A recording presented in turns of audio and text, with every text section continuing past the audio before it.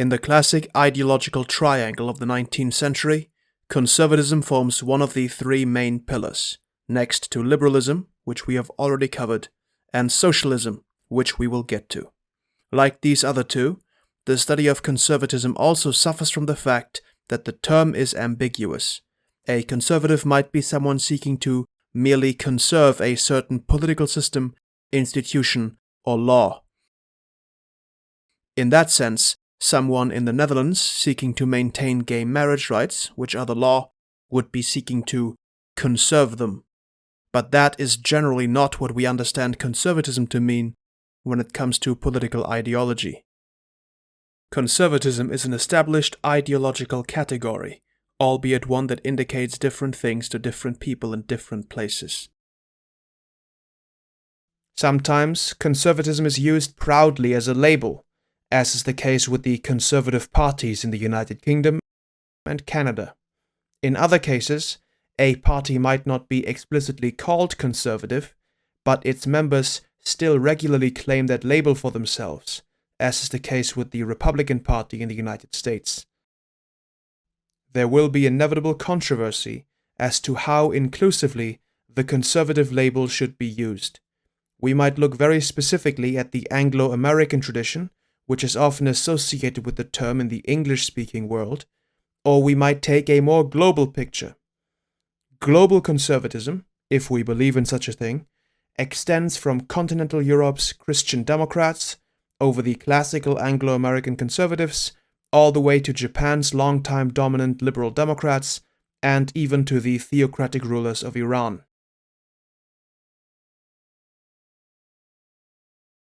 Different conservatives are likely to have different ideas about what elements or parts of their established way of life are worth preserving. Conservatives may all want to conserve something then, but they do not all want to conserve the same things. That is what makes conservatism so difficult to define. Terence Ball.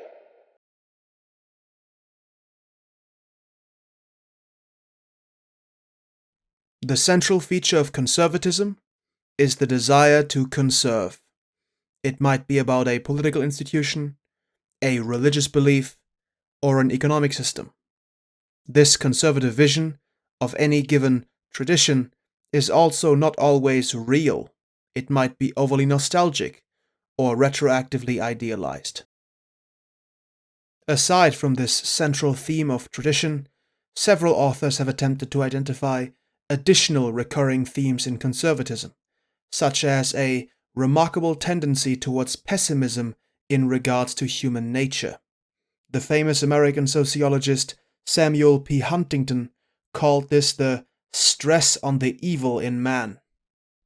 British professor of political philosophy Noel O'Sullivan even defined conservatism as a whole as the philosophy of human imperfection. According to this theory, conservatives have a pronounced tendency to mistrust the natural inclinations of humanity. Conservatives view humans as deeply flawed and as imperfectible. The responses that conservatives propose vary between different movements, ranging from advocacy of religious belief, over a strong commitment to family values, all the way towards an imposition of strong social authority, such as a powerful police force, to disincentivize certain activities. These activities range, again depending on the conservative movement in question, from crime, over opposition to the government, all the way to apostasy. Another key core theme of conservatism is its criticism of what conservatives perceive to be other ideologies' tendencies towards self-destructiveness. For instance, conservatives often point to some sort of social decay, such as increasing divorce rates or decreasing societal religiosity, as proof that non-conservative lifestyles threaten to undermine the very fabric of human society. Conservatism views itself as pragmatic and natural, and it is quite common for conservatives to use the term ideology with a negative connotation, and to present the conservative alternative as non-ideological or even anti-ideological. For the purpose of this series, conservatism fits all the cornerstones of an ideology, but it is worth pointing out that some conservatives might disagree with this ideological classification.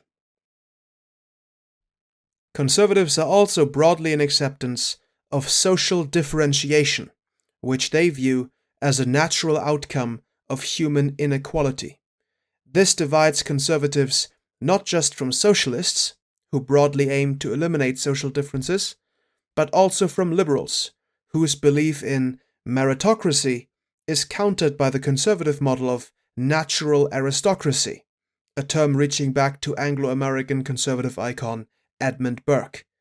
More liberal-minded conservatives might be broadly favorable to the voluntarist meritocratic vision espoused by liberalism, but the more reactionary and religious models of conservatism believe hierarchy and power inequalities to be natural and, often, to be divinely ordained.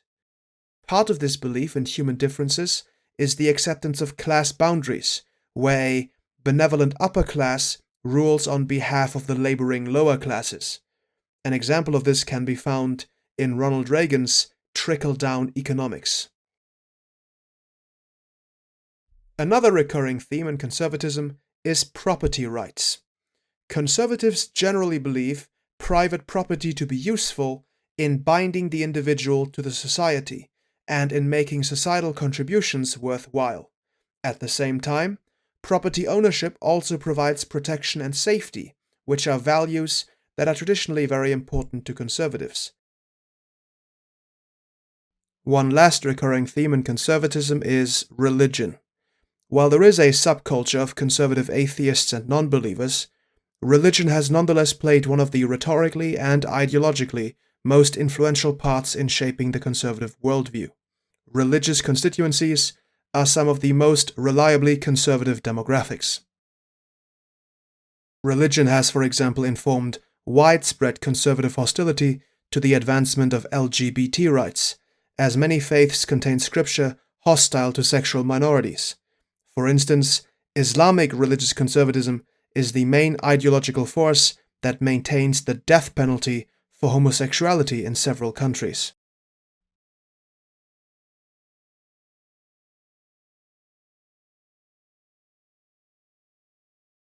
Various types of conservatism have been suggested by different authors. These subtypes place varying levels of importance on questions such as organized religion, government authority, foreign policy, gender equality, and democracy. Ultimately, as you might have expected, there is no centrally agreed upon typology. The following list is an overview of the work between various different authors. The entries are ordered alphabetically, and there will be significant overlap between some of them. The list is not exhaustive. Authoritarian conservatism is mainly defined by its rejection of democracy. Examples of authoritarian conservatism can be found in Russian Tsarism, such as that of Nicholas I, or in Antonio Salazar in Portugal. Authoritarian conservatives are strongly anti-liberal, anti-socialist, and of course anti-democratic, and as a result, those authoritarian conservatives who operate in democratic systems have been frequently forced to turn to the sole remaining potential ally, fascistic movements. Christian democracy is the dominant form of conservatism in Western continental Europe. It emerged after World War II from the various pre-war Catholic parties. Christian democracy traditionally has presented itself as a third force between Marxist socialism and American-style free market capitalism, advocating various socio-economic policy compromises to maintain public peace. Christian democracy stands as one of the more moderate conservative movements and is firmly placed inside the democratic spectrum. One of Christian democracy's central economic beliefs is its advocacy of the social market economy, a competitive market backed by a welfare state to reduce the adverse effects of capitalism upon social cohesion.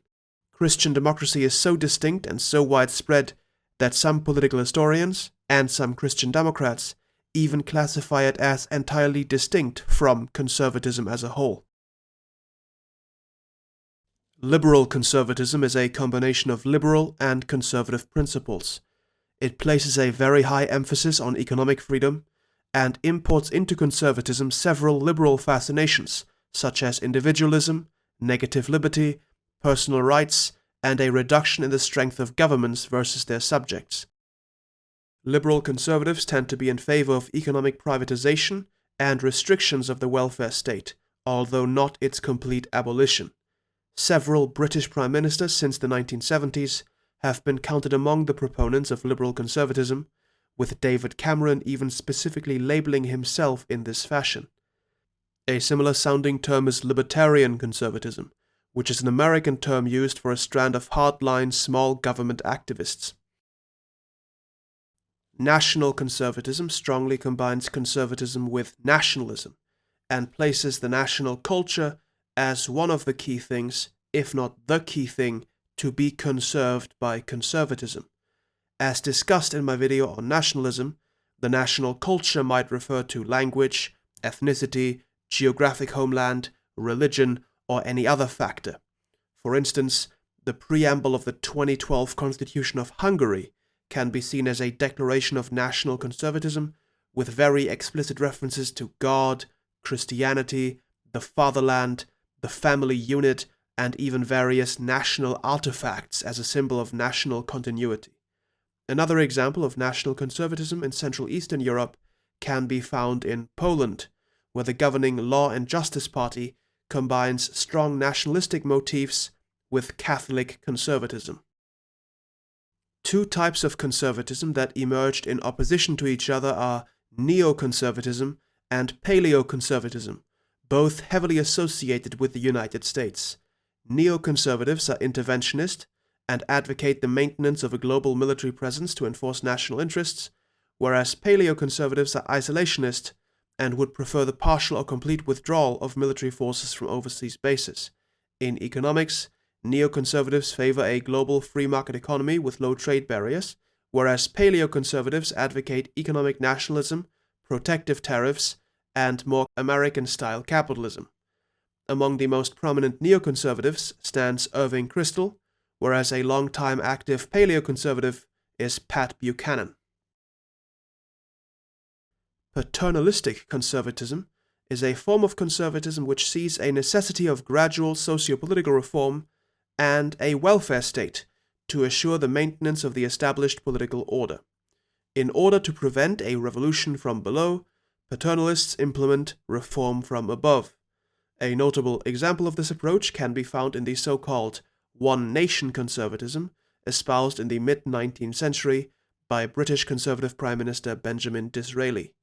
Other examples of paternalism by conservative governments can be found in the world's first insurance state by Bismarck, Germany, as well as in the Red Tories in Canada. Reactionary conservatism has at its core the rejection of modernity. It strongly opposes social progress, both in the future and the recent past. It has its roots in the counter-revolutionary movements and thinkers that first emerged against liberalism and later against socialism, and it often adopts revolutionary rhetoric, quite unusual for a conservative movement. Religious conservatism is a broad phenomenon which occurs across all major religious groups and on all continents. Because religion is so widespread among conservative movements, it is hard to identify those that are primarily religious. In Christianity, the Westboro Baptist Church in the US, or the Lord's Resistance Army in Central Africa are examples. For Judaism, you might have to include several sections of Zionism, and for Hinduism, you will have to include the Hindutva system in India. But religious conservatism is especially widespread and notable in Islam, with the Islamist governments of Saudi Arabia and Iran being two primary examples. Terrorist movements such as Al-Qaeda or the Islamic State also have to be counted among the most extreme branches of religious conservatism. Traditional conservatism, or Burkean conservatism, is a term that refers to the original Anglo-American conservative school related to Edmund Burke. Burke rejects the notion that abstract theorizing alone is a sufficient basis for politics. Instead, he tells his adherents to look to the ancestors and to the experience of previous generations. By learning from the wisdom of those who came before, you can gain instruction to guide those who come after. In this sense, the conservative theme of tradition moves towards a concept of a collective intergenerational wisdom, in which change is at most gradual and cautious. More recently, the banner of this British traditional conservatism was carried on by the likes of Michael Oakeshott, who advocated for his belief as the safest and the most reliable option to do politics, as it draws upon experience, not abstract theories.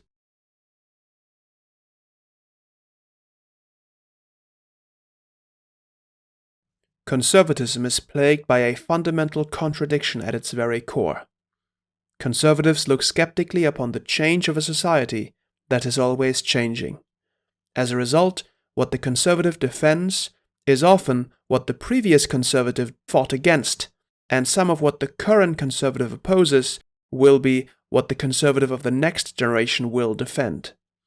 This fundamental problem is not new to conservatives either, and there have been various ways of addressing it. The more extreme approach is the idea to throw in the towel and to await or even encourage civilizational shifts of political participation into authoritarianism, thus preventing societal change by freezing participation altogether. The alternative is to subscribe to liberal democracy and to constitutionalism, and to attempt to maintain conservative positions through guidance of public policy, education, and the encouragement of societal cohesion of some sort or the other. While both of these approaches exist, neither of them solve the fundamental problem.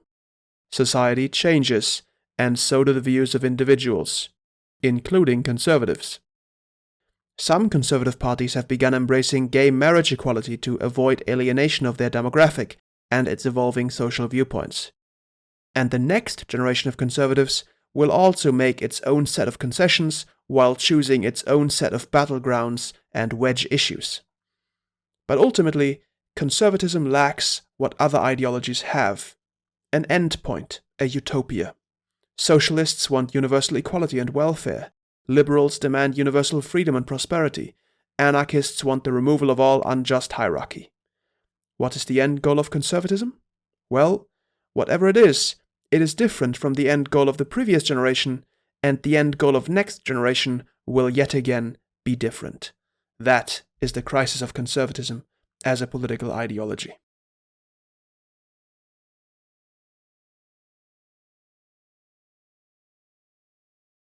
British liberal icon John Stuart Mill famously called the Conservatives the stupid party. Conservatism, as the stereotypical movement of the status quo, whether or not that accusation is fair, has been under fire from all directions by its political rivals. John Stuart Mill later clarified his statements, elaborating, "I never meant to say that the Conservatives are generally stupid. I meant to say that stupid people are generally conservative."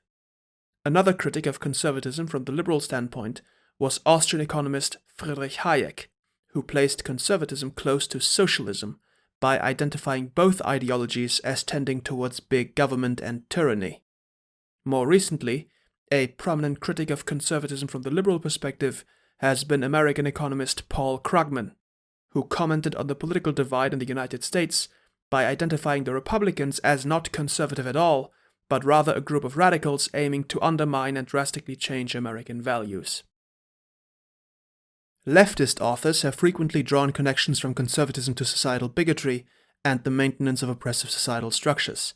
George Orwell diagnosed conservatives with a tendency towards anti-Semitism, and the famous Italian communist Antonio Gramsci dealt with the influence of conservatism through his concept of hegemony, in which a ruling group establishes cultural and moral dominance over society in order to maintain its own power base. As a prisoner of the fascist regime of Benito Mussolini, Gramsci was also quick to draw parallels between Italian fascism and earlier Italian conservative and liberal movements, each in the role of enforcing hegemony in order to prevent a popular socialist uprising against the ruling system. Fascistic movements have always had to strike the balance between appeasing conservative demographics and overcoming conservatism as an ideology. The early diaries of Joseph Goebbels are full of disdain for conservatives, and fascists often present themselves as a revolutionary rather than conservative force, with Mussolini designating World War II a battle between the conservative allies and the revolutionary Axis. After the defeat of the fascist states in World War II, fascism as an independent force was widely delegitimized, and so fascist-minded individuals began infiltrating conservative movements as the next closest ideological category. So where does this all leave us? Conservative philosophies and mindsets are ubiquitous, and each political ideology can build its own status quo conservatisms. But the political ideology of conservatism is something more precise, as we have laid out. It often relies on religious justifications, but can be rather dynamic in what exactly is to be conserved. This can give us some conservatives focused on constitutions and others focused on theocracy. But, perhaps unexpectedly, conservatism often changes and shifts its focus and objective. This can make conservatives look unserious and slippery, including to their own voters, but it is required. An ideology that stops adapting to shifting political situations will fall by the wayside. Another ideology that has undergone drastic shifts is socialism, which we will discuss next time. Until then, thank you for watching. Cheers.